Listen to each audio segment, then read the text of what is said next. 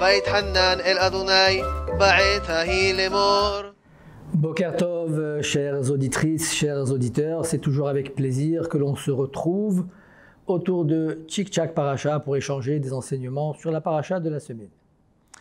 La Parasha de Vaïtranan s'ouvre sur l'insistance de Moshe Rabbeinu à rentrer en Eretz Israël. Souvenez-vous, lorsque le peuple juif était dans le désert et qu'il lui manquait de l'eau. Et Dieu dit à Moshe Rabbeinu, parle au rocher pour qu'il sorte ses eaux, afin que le peuple juif puisse se désaltérer de ses eaux. Moshe Rabbeinu a frappé ce rocher et les eaux sont sorties. Dieu a dit à Moshe et à Aaron, comme vous ne m'avez pas sanctifié aux yeux du peuple juif, en parlant au rocher plutôt qu'en le frappant, vous n'entrerez pas en Eretz Israël. Et Moshe Rabbeinu insiste auprès d'Hachem par 515 tfilot, 515 prières dans lesquelles, chacune différente, il demande à Akadosh Baruch Hu de lui accorder l'accès à Eretz Israël. Et Hachem lui répond, Ravlach, stop, ne me parle plus de ce sujet-là, tu n'entreras pas en Eretz Israël. Par contre, tu pourras porter ton regard sur l'ensemble d'Eretz Israël, mais pas plus. On est surpris par ce refus d'Akadosh Baruch Hu après autant de prières de la part de Moshe Rabbeinu, 515 prières.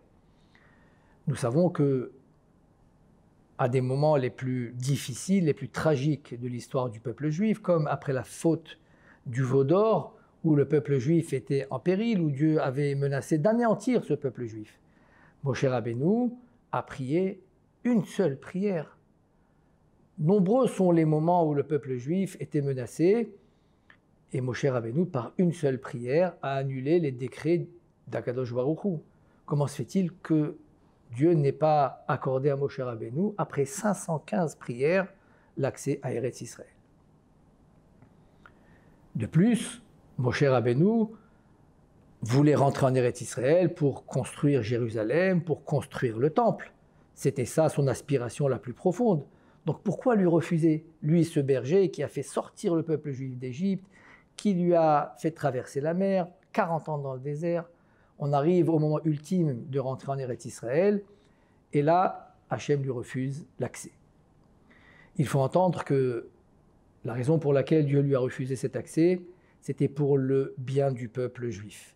Pour que Moshe Rabbeinu continue à être ce berger du peuple juif, même après les avoir quittés.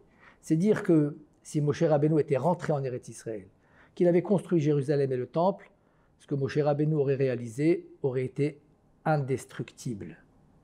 Et si il y aurait eu une colère de la part de Dieu qui devait s'abattre, c'est le peuple qui en aurait pâti. Là, Dieu a dit à Moshe Rabbeinu, tu n'entreras pas en Eretz Israël, ce n'est pas toi qui vas construire Jérusalem ni le temple. Ce sera un temple qui pourrait être détruit. La colère d'Hachem va s'abattre sur des pierres, va s'abattre sur des édifices, ce que nous avons vu après la destruction du premier temple et du deuxième temple. Mais le peuple a été épargné.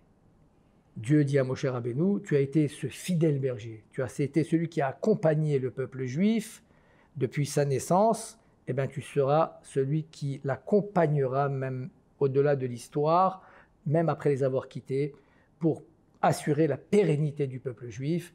Et même lorsqu'il y aura une difficulté qui va toucher le peuple juif, ce seront les pierres qui seront détruites, mais le peuple juif sera toujours Chai Vekayam, sera toujours vivant, grâce à toi Moshe Rabbeinu. Shabbat Shalom et à la prochaine, Bezrat Hashem.